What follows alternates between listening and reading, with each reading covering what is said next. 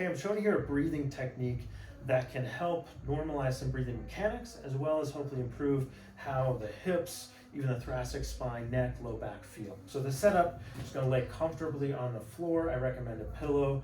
I want the knees bent, but everything at a comfortable angle. From here, before you do anything else, just take a breath or two and just kind of settle in, let everything relax. Anytime we do breath work, don't want it to be a lot of tension, so just relax as you go into it. From there, the setup is I'm going to get a hand behind my low back if that's comfortable. If it's not, just get a washcloth or a towel. Just trying to get a tactile feel of what's happening in my low back. Top hand is going to be right at the bottom of the sternum, so pinky is roughly right at the bottom of the bone, the xiphoid process. And I like to have my thumb up so I can almost see my thumb and my bottom of my vision. Final step is I'm going to think about drawing my feet to my hips. I'm not doing a bridge, not lifting, I'm just engaging the hamstrings a bit to anchor the pelvis. From there, again, kind of relax in this position as best you can, and I'm going to take a breath in and then out all the way, almost like you're trying to fog up a mirror. When you breathe in, I don't want this top hand to tip upward. It can go straight up a little bit, but I don't want it to go upward, and with the bottom hand, you're feeling no lightening of pressure. So it's okay if pressure increases on the bottom hand, kind of pushing into it with my low back as my diaphragm expands, but I don't want it to lighten, because that means I'm tipping like this. And then the hamstring engagement is helping to anchor my pelvis. So we're gonna go for a cycle of 10 to 20 breaths.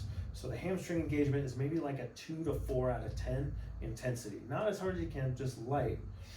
Inhale, exhale all the way. Inhale.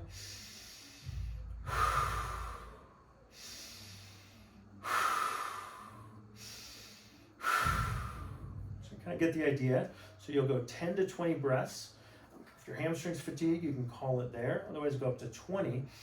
And as you go, I don't want you to rush it, but we're getting a rhythm, but I want all the way down out of this flared position, maybe a little core engagement, so then you can expand without tipping again. So the hope is, yes, this is kind of a convoluted setup, but we're getting a feel for what the lower body's doing, anchoring the pelvis, getting parallel with the rib cage, and then allowing full expansion through here.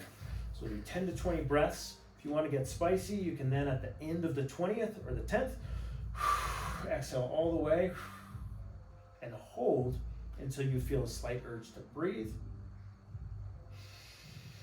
Take 3 or 4 recovery breaths and then start again. And I usually go 3 or 4 rounds through that. Of course, check with your health provider for any breath hold or rapid breath work. Stop if it doesn't feel right for you.